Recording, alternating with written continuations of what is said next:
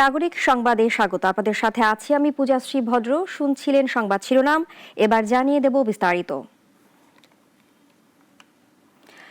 দেশের বেশিরভাগ নাগরিক ত্রয়োদশ জাতীয় সংসদ নির্বাচনের আগে আইন শৃঙ্খলা, অর্থনীতি, দুর্নীতি দমন ও শিক্ষা খাতে কার্যকর সংস্কার দেখতে চান। কাকে ভোট দিবেন এমন প্রশ্নে 12% মানুষের সমর্থন নিয়ে সব দলকে পেছনে ফেলে এগিয়ে রয়েছে বিএনপি।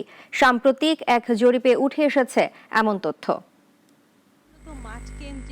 অন্তর্বর্তী সরকারের কাজের মূল্যায়ন, সংস্কার, নির্বাচন এবং রাজনৈতিক দলগুলোর জনপ্রিয়তা নিয়ে একটি জরিপের ফল প্রকাশ করেছে BRAC institute of governance and development BIGD। রাজনৈতিক দল করলেন দেশের একটা পরিবর্তন। জুলাই মাসে দেশের 5489 জনের উপর চালানো জরিপে দেখা যায় 51% মানুষ ভালোভাবে সংস্কার সম্পন্ন করে নির্বাচন চান, 17% কিছু জরুরি সংস্কারের পর, আর 14% সংস্কার ছাড়াই দ্রুত নির্বাচনের পক্ষে।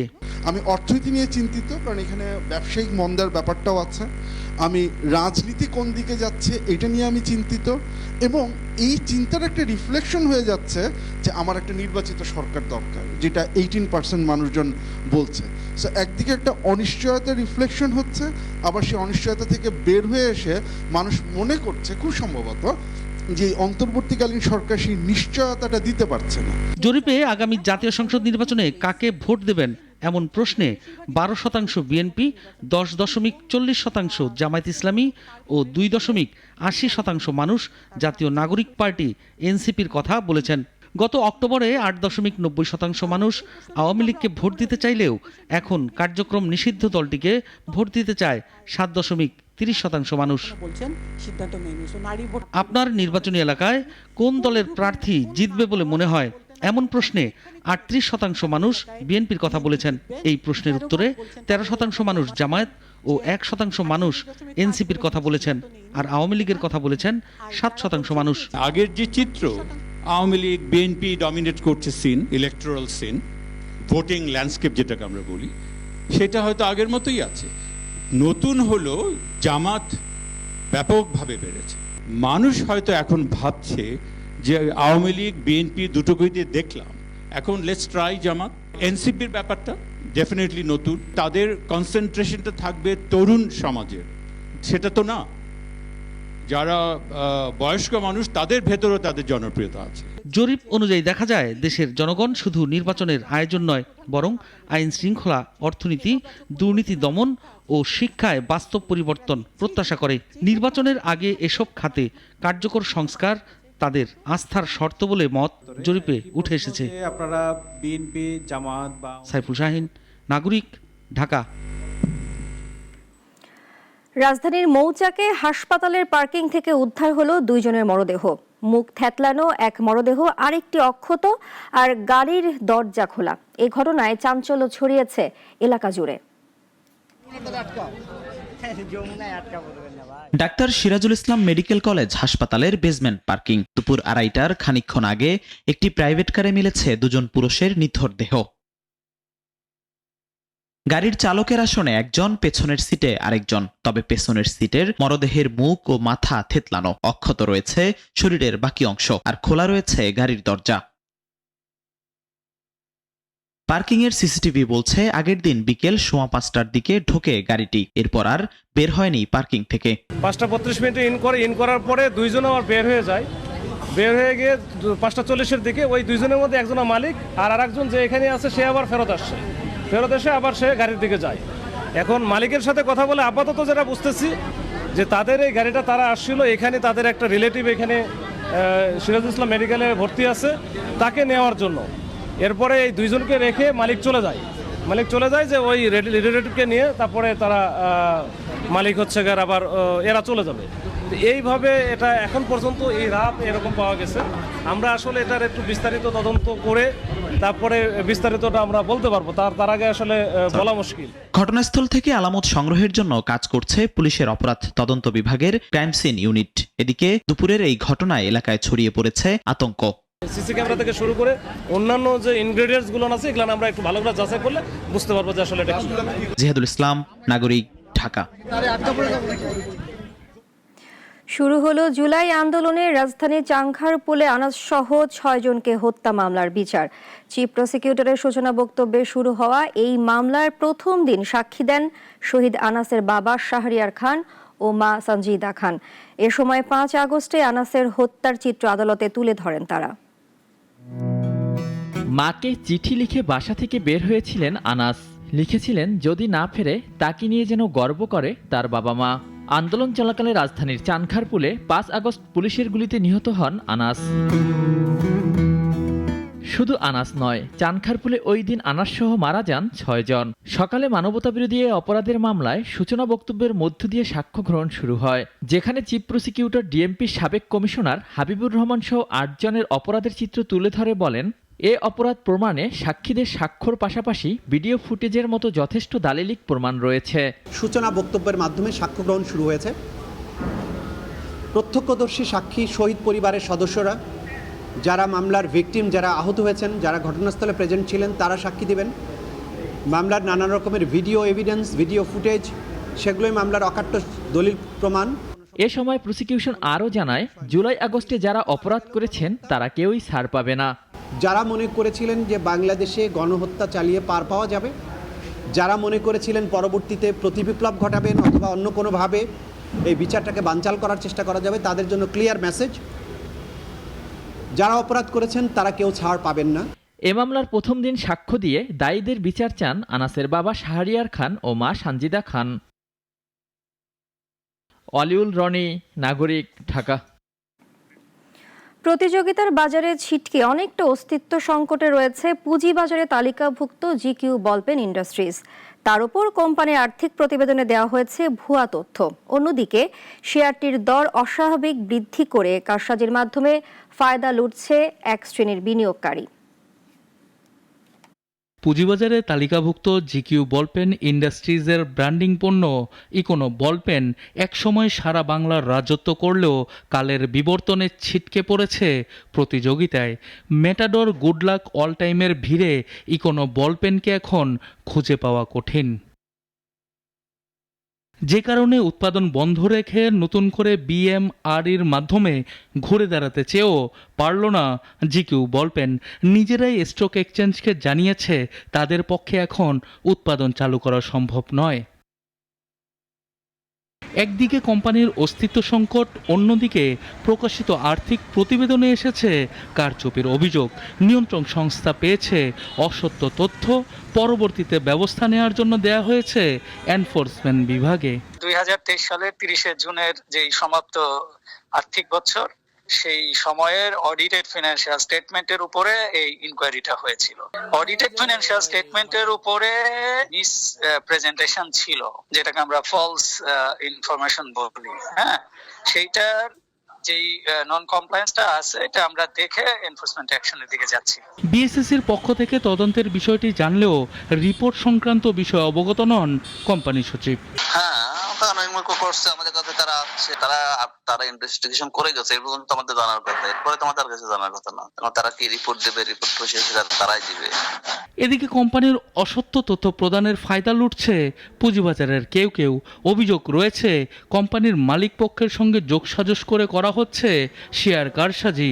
গেল নভেম্বরের শেয়ার দর যেখানে ছিল 117 টাকা, সেখানে এখন লেনদেন হচ্ছে 264 টাকার উপরে। বিশেষ করে উৎপাদন চালুর গুজব ছড়িয়ে জুলাই মাস থেকে হু হু করে আকাশচুম্বী করা হচ্ছে শেয়ার দর। সানিয়া আহমেদ, নাগরিক, ঢাকা। মানিকগঞ্জের পাটুরিয়ায় পদ্মা নদীর ভাঙনে নদীগর্ভে বিলীন হয়েছে গুরুত্বপূর্ণ লঞ্চঘাট। ঘটনা পরিদর্শনের সময় নাগরিক টিভির ক্যামেরা দেখেই সটকে পড়েন বিআইডব্লিউটিএ ও পানি উন্নয়ন বোর্ডের কর্মকর্তারা। অভিযোগ, আগে ভাগেই ভাঙনের খবর জানানো হলেও নেওয়া হয়নি পদক্ষেপ। মোহাম্মদ সোহেল রানার রিপোর্ট, জানাচ্ছেন সিরাজুমনির শুভ।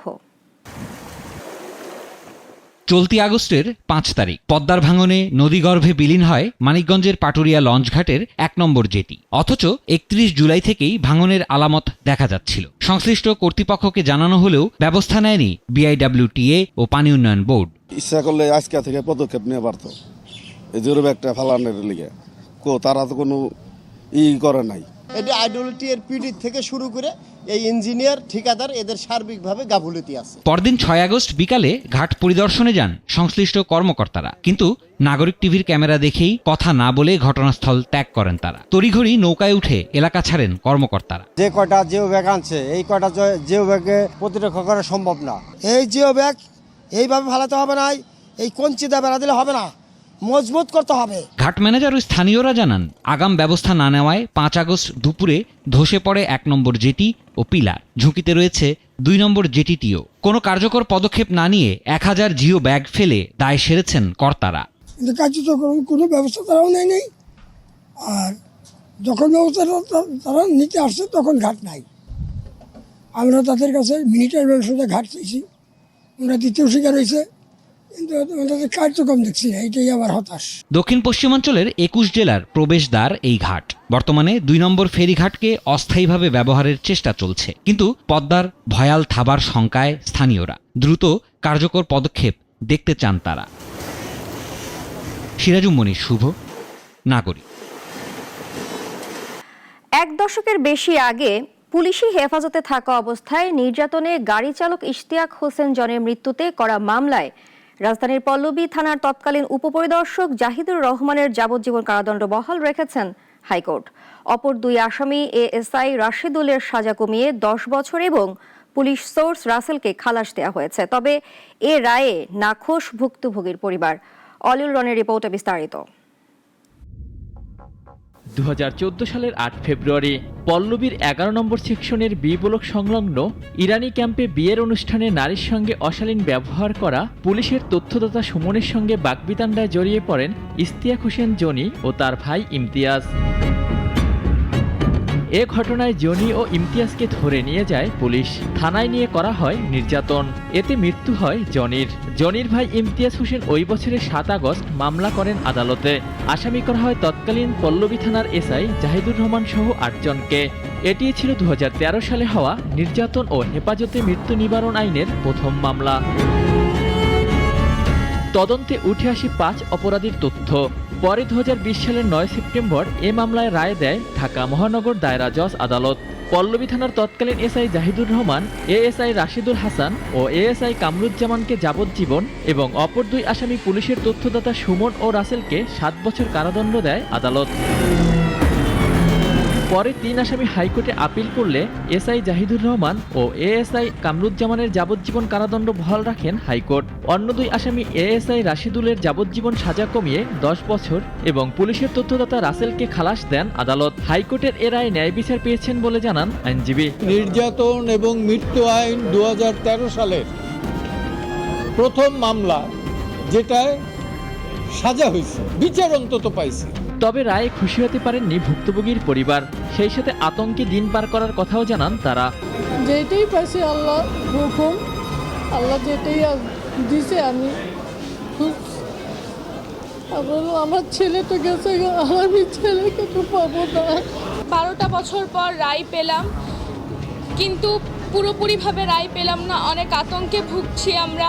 লড়াই করে আজ পুরোপুরি রায়টা পেইনি, আর কিছু বলার নেই। আমার দুঃখ মনে এলো। আমি যে মামলার পিছনে যে কী কষ্টটা করেছি, আমি পরিপূর্ণ রায় পাইনি। এ মামলায় পল্লবী থানার তৎকালীন এএসআই কামরুজ্জামান শুরু থেকেই পলাতক রয়েছেন এবং পুলিশের তথ্যদাতা সুমন 7 বছরের কারাভোগ করে বেরিয়ে গেছেন। অলিউল রনি, নাগরিক, ঢাকা। যুব দিবস উপলক্ষে 4,985 জন যুবকে 47 কোটি টাকারও বেশি ঋণ দেবে সরকার। দুপুরে সচিবালয়ে জানিয়েছে যুব উন্নয়ন অধিদপ্তরের মহাপরিচালক। প্রযুক্তি নির্ভর যুবশক্তি ও বহুপাক্ষিক অংশীদারিত্বে অগ্রগতির লক্ষ্য নিয়ে আগামীকাল পালন করা হবে জাতীয় ও আন্তর্জাতিক যুব দিবস। প্রতি বছরের মতো এবছরও আগামীকাল পালন করা হবে আন্তর্জাতিক যুব দিবস। এবছর প্রতিপাদ্য নির্ধারণ করা হয়েছে প্রযুক্তি নির্ভর যুবশক্তি, বহুপাক্ষিক অংশীদারিত্বে অগ্রগতি। এবছর আমরা একটু ব্যতিক্রম ভাবে এই দিবসটিকে উদযাপন করতে যাচ্ছি। যুব দিবস উপলক্ষে দুপুরে সচিবালয়ে সংবাদ সম্মেলনে কথা বলেন যুব উন্নয়ন অধিদপ্তরের মহাপরিচালক ডক্টর গাজী মোহাম্মদ সাইফুজ্জামান। জানান, এবার যুব দিবস উপলক্ষে 4,985 জন যুবকে 47,26,14,000 টাকা যুব ঋণ দিবে সরকার। এর মধ্যে 2,534 জন যুব ও 2,451 জন যুব নারীকে এই ঋণ দেওয়া হবে। যে সকল প্রশিক্ষিত সফল যুবক ও যুব নারী আত্মকর্মসংস্থান প্রকল্প স্থাপনে এবং যে সকল যুব সংগঠক সমাজে উন্নয়নমূলক কর্মকাণ্ডে দৃষ্টান্তমূলক অবদান রাখতে সক্ষম হয়েছে, তাদেরকে জাতীয় আন্তর্জাতিক যুব দিবসে জাতীয় যুব পুরস্কার প্রদান করা হবে। সড়কে শৃঙ্খলা ফিরিয়ে আনার লক্ষ্যে ট্রাফিক পুলিশের সহযোগী হিসেবে কাজ করার জন্য 1076 জন যুবককে ট্রাফিক ব্যবস্থাপনা ও সামাজিক সচেতনতা বিষয়ে প্রশিক্ষণ দেওয়া হয়েছে বলেও জানান যুব উন্নয়ন অধিদপ্তরের মহাপরিচালক। Not in education or employment and training, এই ধরনের যুব সংখ্যা কিন্তু প্রায় 1,75,00,000 মতো আছে। তাদের আত্মকর্মসংস্থানের জন্য আমরা একটা প্রকল্প নিয়েছি, সেটা ওয়ার্ল্ড ব্যাংকের সহযোগিতায় ইভলিউশন চলছে। সেখানে প্রায় আমরা 10 লক্ষ যুবকদেরকে প্রশিক্ষণ দিতে পারবো বিভিন্ন ট্রেডে।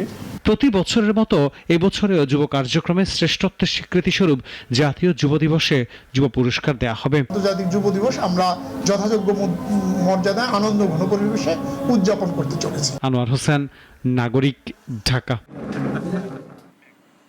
আগামী নির্বাচনে অধিকাংশ আসন পাবে বিএনপি। বাংলাদেশকে সঠিকভাবে পরিচালনা করতে হবে, বিএনপি তা করবে। তবে আগামী নির্বাচন খুব একটা সহজ হবে না বলেছেন বিএনপির ভারপ্রাপ্ত চেয়ারম্যান তারেক রহমান। নওগাঁয় বিএনপির কাউন্সিলে ভার্চুয়ালি যুক্ত হয়ে এসব কথা বলেন তিনি। সুমন আলীর রিপোর্ট, জানাচ্ছেন সিরাজুমনির শুভ। আগামী নির্বাচন খুব সহজ হবে না, তাই সবাইকে নিয়ে ঐক্যবদ্ধভাবে কাজ করতে চান বলে জানিয়েছেন বিএনপির ভারপ্রাপ্ত চেয়ারম্যান তারেক রহমান। নওগাঁয় বিএনপির কাউন্সিলে প্রধান অতিথির বক্তব্যে তিনি এসব কথা বলেন। বিএনপি সবাইকে নিয়ে কাজ করতে চায় জানিয়ে তিনি বলেন, বিএনপি কাউকে হেয় করতে চায় না, কাউকে ছোট করতে চায় না। বিএনপি সবার মতামতকে সম্মান জানাতে চায়। আমরা কাউকে ছোট করতে চাই না, আমরা কাউকে হেয় করে কথা বলতে চাই না।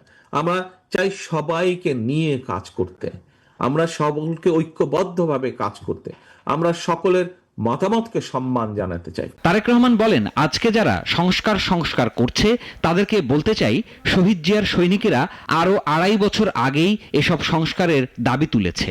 এই যেই সংস্কারগুলোর বিষয়ে আলাপ আলোচনা হচ্ছে, এই সংস্কারগুলোর বিষয় আপনার দল বাংলাদেশ জাতীয়তাবাদী দল বিএনপি আজকে থেকে 2-2.5 বছর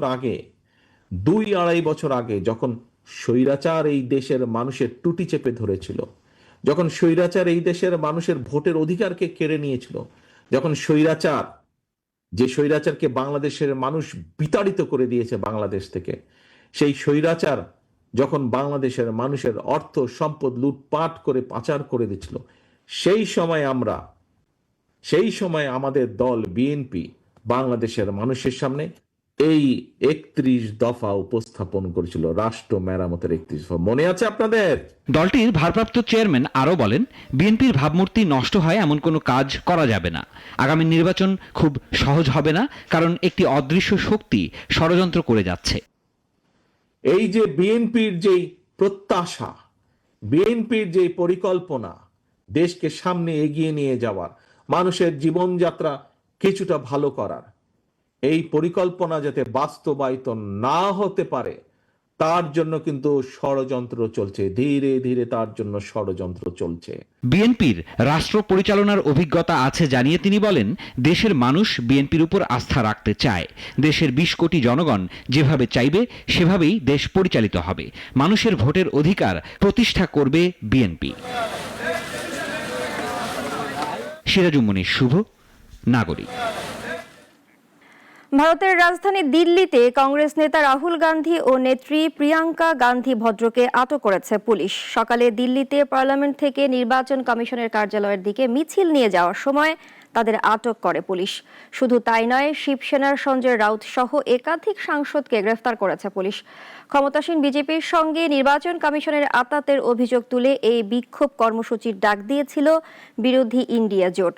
স্থানীয় সময় বেলা 11:30টার দিকে পার্লামেন্ট ভবন থেকে নির্বাচন কমিশন ভবন অভিমুখে প্রতিবাদ মিছিল শুরু হয়।